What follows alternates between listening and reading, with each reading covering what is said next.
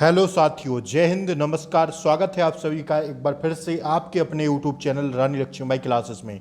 साथियों, आज हम देखेंगे मध्य प्रदेश वन रक्षक क्षेत्र रक्षक जेल प्रहरी 2023 आपके एग्जाम स्टार्ट हो गए हैं साथियों। आज से 25 तारीख है आज साथियों। तो आइए, जिनका भी आगे आने वाली शिफ्टों में पेपर है साथियों, उन सब के लिए टॉप 20 प्लस जीके जीएस का टेस्ट है। ध्यान रखना है साथियों, आपका आज टारगेट मैंने दिया है 20/20 का साथियों, 20/20 का टारगेट है। और साथियों, जीके व जीएस की आज हमारी क्लास है 11वीं। इससे पहले साथियों 10 क्लासें हो गई हैं। अगर आप लोगों ने इन 10 क्लासों को नहीं देखा है तो मैं इसी क्लास के नीचे डिस्क्रिप्शन बॉक्स में इन 10 क्लासों की लिंक पिन कर दूंगा। आप लोग साथियों जरूर देखिएगा, ठीक है। आइए हम लोग बगैर समय को गंवाए हुए प्रश्नों को स्टार्ट करते हैं साथियों। अति महत्वपूर्ण प्रश्न है साथियों परीक्षा की दृष्टि से।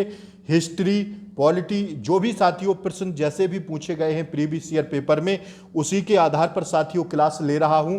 तो साथियों आपको क्लास को लाइक कर देना है और साथियों चैनल पर नए हो तो सब्सक्राइब कर दें, बेल आइकन प्रेस कर दें, ताकि मैं साथियों अब आज का जो पेपर हुआ है साथियों उन सबके क्वेश्चन की एक मैं क्लास लाऊंगा आप लोगों के लिए शाम के टाइम, ठीक है। रात्रि में साथियों में क्लास लेकर आऊंगा, उनमें पूरे दिन भर का निचोड़ रहेगा। जीके जीएस हिंदी के सभी प्रश्न साथियों एक क्लास में रहेंगे।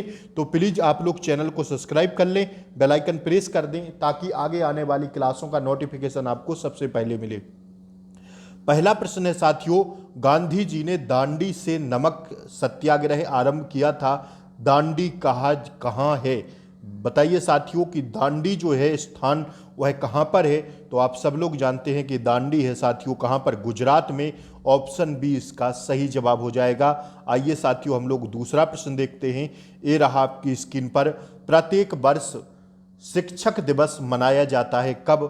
तो आप लोग जानते हैं कि शिक्षक दिवस जो मनाया जाता है 5 सितंबर को शिक्षक दिवस मनाया जाता है। ऑप्शन ए इसका सही जवाब है। साथियों आप लोग टारगेट करके जरूर बताइएगा 20 में से आपका कितना सही हुआ। ईमानदारी पूर्वक बताइएगा साथियों, ठीक है। बिल्कुल भी झूठ बोलने की जरूरत नहीं है, क्योंकि साथियों पेपर आपको देना है, ठीक है।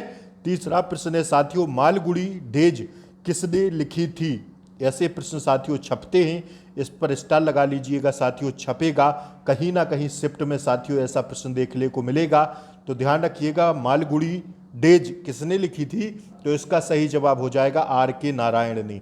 किसने साथियों? आर के नारायण। ऑप्शन ए इसका एकदम सही जवाब है, आर के नारायण। साथियों आप लोग ऑप्शंस पर भी निगाह बनाए रखा करिए, क्योंकि साथियों मैं ऑप्शंस नहीं पढ़ूंगा, जो सही है मैं वही बताऊंगा।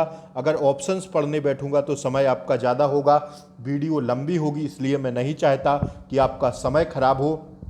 प्रैक्टिस सेट के तौर पर मैं ये वीडियो बनाता हूँ। तो साथियों अति संभावित प्रश्न रहते हैं, आप लोग प्लीज़ क्लास को पूरा देखिए और साथियों लाइक कर दीजिए, आप लोग लाइक नहीं करते हैं क्लास को। चौथा प्रश्न है, 2011 की जनगणना के अनुसार भारत के किस राज्य में अधिकतम जनसंख्या थी? यह प्रश्न आपसे पूछा गया था साथियों। तो बताइए 2011 की जनगणना के अनुसार भारत के किस राज्य में अधिकतम जनसंख्या थी? तो साथियों वह है उत्तर प्रदेश। कौन सा? उत्तर प्रदेश है साथियों। अब आपको कमेंट बॉक्स में एक क्वेश्चन बताना है, मैं होमवर्क के लिए देता हूं कि मध्य प्रदेश का स्थान कौन सा है? 2011 की जनगणना के अनुसार भारत में अधिकतम जनसंख्या तो है उत्तर प्रदेश में, लेकिन मध्य प्रदेश का स्थान कौन सा है? यह आपको कमेंट बॉक्स में पिन करना है। आइए हम लोग अगला प्रश्न देखते हैं। चौथा प्रश्न साथियों ये रहा आपकी स्क्रीन पर। पानीपत की पहली लड़ाई किस वर्ष कितने लड़ी गई थी? पानीपत की पहली लड़ाई वर्ष कितने में लड़ी गई थी? तो ध्यान रखिएगा साथियों, कौन से वर्ष लड़ी गई थी पानीपत की? कौन सी लड़ाई पूछा है साथियों? पानीपत की पहली लड़ाई। तो पहली लड़ाई लड़ी गई थी साथियों कब? ध्यान रखिएगा आप लोग इस क्वेश्चन को। 5 का राइट आंसर हो जाएगा साथियों ऑप्शन सी, 1526 में, ठीक है। 1526 में लड़ी गई थी पहली लड़ाई, फर्स्ट लड़ाई, ठीक है। फर्स्ट युद्ध हुआ था पानीपत का 1526 में। किस किस के बीच हुआ था अगर आपसे पूछ ले तो लिख लीजिए, इब्राहिम लोदी प्लस किसके बीच? बाबर के बीच, ठीक है ना। इस क्वेश्चन को ध्यान रखिएगा, इब्राहिम लोदी और बाबर के बीच हुआ था पानीपत का प्रथम युद्ध, जिसमें जीत साथियों बाबर की हुई थी। किसकी जीत? बाबर की हुई थी। अगर आपसे पूछ ले सेकंड लड़ाई किस किस की हुई थी पानीपत में? तो ध्यान रखिएगा आप लोग, अकबर और हेमचंद के बीच। किसके? अकबर और हेमू कहा जाता था इसको, अकबर और हेमचंद या हेमू कह सकते हैं। और जीत साथियों अकबर की हुई थी, यह हुई थी 5 नवंबर 1956 में। दूसरी लड़ाई कब हुई थी साथियों?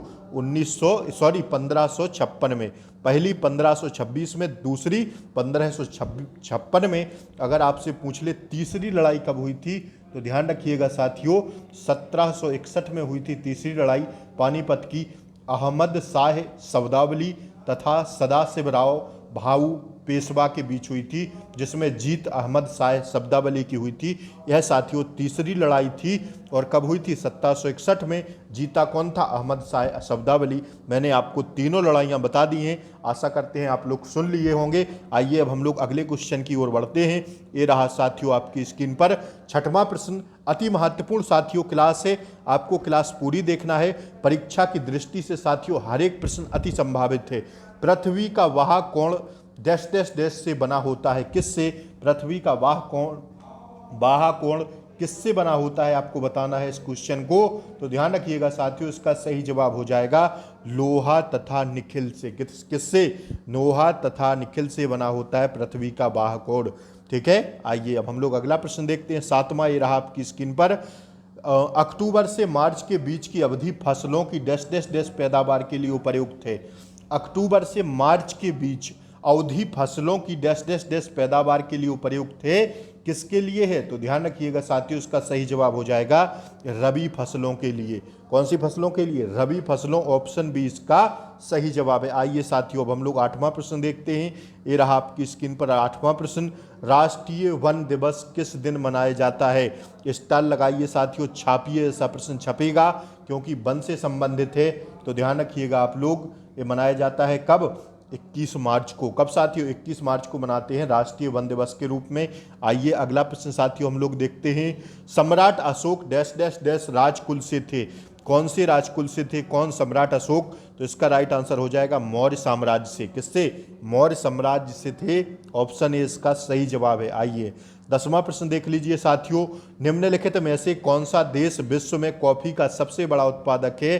तो साथियों ध्यान रखिएगा, वो है ब्राजील। कौन सा? ब्राजील। ऑप्शन ए इसका एकदम सही जवाब है। आइए अगला प्रश्न पर बढ़ते हैं हम लोग। 11वां प्रश्न ये रहा आपकी स्क्रीन पर, मध्य प्रदेश के राजकीय ज्ञान के इतिहासकार कौन है? मध्य प्रदेश के राजकीय ज्ञान के रचनाकार कौन है? इतिहासकार नहीं, सॉरी, क्षमा चाहूँगा आपसे। मध्य प्रदेश के राजकीय ज्ञान के रचनाकार कौन है?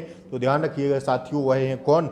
ऑप्शन सी इसका सही जवाब है श्री महेश श्रीवास्तव। कौन साथियों? श्री महेश श्रीवास्तव। ऑप्शन सी इसका सही जवाब है। स्टार लगाइए साथियों इस प्रश्न पर और लिख लीजिएगा, छपेगा क्योंकि छपा है। ठीक है, आइए 12वां प्रश्न देखिए साथियों, असीरगढ़ दुर्ग कहाँ स्थित है? असीरगढ़ दुर्ग कहाँ पर स्थित है?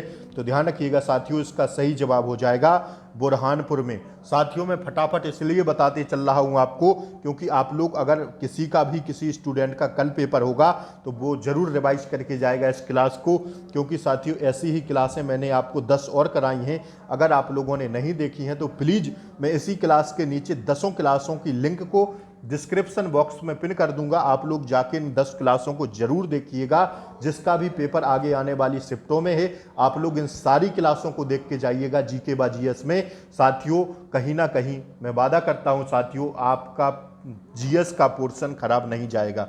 ठीक है, इतनी मेरी गारंटी है आपसे।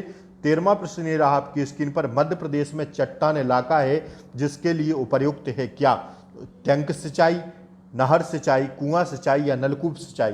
तो साथियों चट्टान इलाके पर कैसे साथियों, क्या नहर सिंचाई हो सकती है? नहीं। कुआं सिंचाई हो सकती है? नहीं। नलकूप सिंचाई भी नहीं हो सकती है। चट्टान इलाकों में हम टैंक के द्वारा ही पानी पहुंचा सकते हैं। तो साथियों इसमें टैंक सिंचाई एकदम राइट आंसर हो जाएगा। 13 का आंसर हो जाएगा option A, that's your answer. ठीक है, 14वां प्रश्न ये रहा आपकी स्क्रीन पर, वह रतन जो पन्ना रतन के नाम से जाना जाता है उसको क्या कहते हैं? तो साथियों हीरा मत लगा दीजिएगा, यह गलत है। ठीक है ना, नहीं तो देख के ही आप लोग हीरा मार दें। ऐसे क्वेश्चन आपको बिल्कुल एकदम सोच समझ के करना है, ऑप्शंस पूरे पढ़ना है। तो साथियों वह रतन जो पन्ना रतन के नाम से जाना जाता है उसे कहते हैं मरकत। क्या? मरकत, दैट्स योर आंसर। ठीक है, आइए अगला प्रश्न है, तीर्थराज नाम इसे दिया गया है, किसे दिया गया है साथियों? तीर्थराज नाम। तो ध्यान रखिएगा ऑप्शन ए इसका सही जवाब है, अमरकंटक को। ठीक है साथियों, अगर आप लोग चैनल पर नए हों तो प्लीज़ चैनल को सब्सक्राइब करें, बेल आइकन प्रेस करें ताकि आगे आने वाली क्लासों का नोटिफिकेशन आपको सबसे पहले मिले। और साथियों आप लोग प्लीज़ क्लास को लाइक कर दें, आप लोग लाइक नहीं करते हैं, बोलना पड़ता है। निम्नलिखित में से कौन सा मेला भामाबाद गांव में आयोजित किया जाता है? तो साथियों वह मेला है कौन सा? ध्यान रखिएगा तेजाजी का मेला।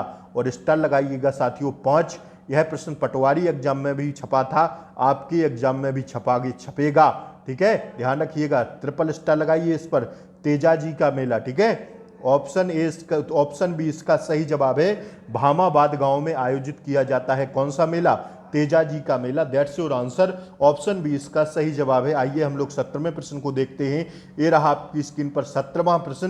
भारत के अमर कवि नाटककार कालिदास मध्य प्रदेश के निम्नलिखित में से किस स्थान से जुड़े थे? तो ध्यान रखिएगा इसका सही जवाब हो जाएगा उज्जैन से। कहां से जुड़े थे? उज्जैन से। ऑप्शन डी इसका सही जवाब है। ठीक है, आइए हर एक प्रश्न साथियों एकदम फैक्ट वाले प्रश्न है, 100% फैक्ट वाले प्रश्न है। ध्यान रखिएगा कोई प्रश्न साथियों ऐसा नहीं है जो परीक्षा की दृष्टि से अति संभावित ना हो। ठीक है, ध्यान रखिएगा आप लोग इस बात को। अर्जुन रामपाल का जन्म मध्य प्रदेश के किस स्थान पर हुआ था? तो इसका सही जवाब हो जाएगा जबलपुर में। कहां पर?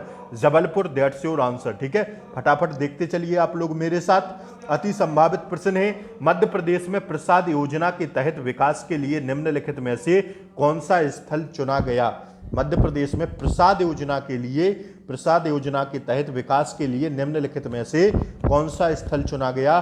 तो इसका सही जवाब हो जाएगा ऑप्शन ए, ओमकारेश्वर। कौन सा थी? ओमकारेश्वर इसका राइट आंसर है। ऑप्शन ए इसका सही जवाब है। आज की क्लास का अंतिम प्रश्न और आंसर आपकी स्क्रीन पर लगा है। जनसंख्या के आधार पर मध्य प्रदेश का सबसे बड़ा शहर? तो साथियों इंदौर। That's your answer. कैसी लगी क्लास जरूर बताएं। चैनल पर नए हों तो क्लास को लाइक कर दें, वीडियो को साथियों क्लास को सब्सक्राइब कर दें चैनल को, और क्लास को लाइक कर दें। जय हिंद, मिलते हैं अगली वीडियो में, तब तक के लिए जय हिंद, टेक केयर, बाय बाय।